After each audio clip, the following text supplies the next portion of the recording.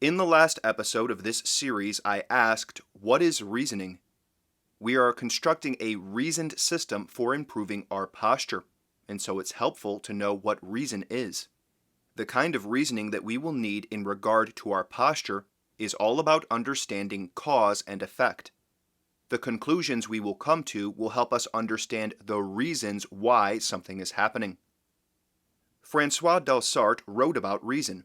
It's one of the few writings of his that we have. He makes the argument that reason is blind a priori.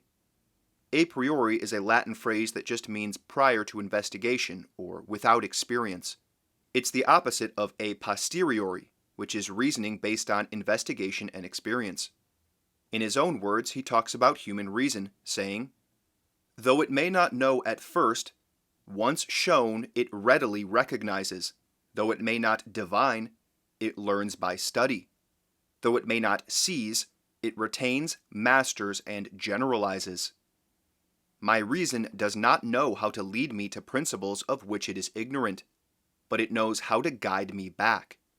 In other words, it is a blind person a priori, it is a luminary a posteriori." What I think is crucial to take away here is that reason is very much tied up with experience. We cannot just pluck insight out of thin air. The kind of reasoning we need in reference to our posture is not abstract. It's based on experience, which can be studied, and that leads to concepts that can be made sense of and generalized. Last episode, I presented something of a conclusion in the axiom that our measure of success in improving our posture is based around first the function of the mechanisms of the body, and more narrowly, the function of the fascia, which requires that the fascia be taut and not slack. That is a conclusion, but the road to getting there was built on years of experimentation by a number of people, which provided a large amount of experience. This is an idea we'll come back to throughout this series. An effective system must be validated by matching up to reality. Experience and experiments should repeatedly confirm our ideas, and if they don't, we need to reason further. It doesn't matter how nice or right an idea sounds, it has to work in practice. The concepts and ideas that I'm passing on in this series mostly come from Delsarte, F.M. Alexander, and most importantly, Jeando Masoero. Each of them spent decades experimenting and refining their systems. The reason we are not blindly searching for a path concerning correcting our posture is because others have forged a path before us. These luminaries have made the path forward easier for us because their brilliance has lit the way. But now let's get back to the practical side of this. Last episode I asked if there were any rules we could immediately generate based on the function principle we discussed, in particular the function of the fascia. In order to maintain the fascia of your torso taut, you need to keep the rib cage up away from the pelvis. As I say, you need to keep the torso appropriately lengthened and widened. It can easily be observed that if you round your back, your torso will get shorter and your stature will decrease. Similarly, if you push your abdomen and lower ribs forward, the same thing happens just in reverse. In order to maintain the tautness of the fascia, we need to prevent bending in either direction, and we also need to maintain the rib cage high above the pelvis and not let it droop downwards. That's a rule that applies in standing or sitting, but it also applies to something like bending down or going to sit. I mentioned in the first episode of this series that in our conception of going to sit, we want to keep the torso unbent. You'll find that most people in their current state can't do this. The moment they start to bend down, they shove their lower ribs forward and pull their head back. This picture of F.M. Alexander shows this can be done very differently, even into a deep squat. This is not to say that you should never ever bend and shorten your torso. But what you'll find if you observe people is that most people are perpetually bent.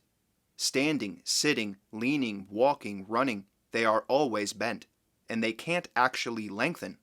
So while it might seem like a restriction to have to always keep your torso lengthened, most people are already restricted to always keeping their torso shortened.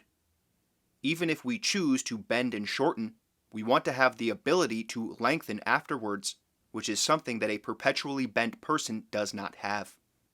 If we think about common strengthening and stretching practices, we see this bending as well. Many stretches involve going into one extreme or the other, but when do they ever actually lengthen their torso? I have no issue with playing with the extremes, but if you're never practicing getting into a lengthening posture, it will be seen that you are never lengthening. Going between the extremes of shortening does not teach you how to lengthen and will not get you the ability to lengthen your torso. And do you really want to train your muscles while you're shortening yourself? Wouldn't it be better to do these exercises while lengthened? So now we have a basic starting rule that we want to maintain the correct orientation and relative position of the pelvis and rib cage in order to keep the fascia of the torso taut. That rule informs us on how we want to stand and sit, and it also allows us to conceive of a different way of bending down and walking. However, just having the rule is not enough. You cannot simply decide to keep the fascia of your torso lengthened by keeping your ribcage and pelvis in the right configuration.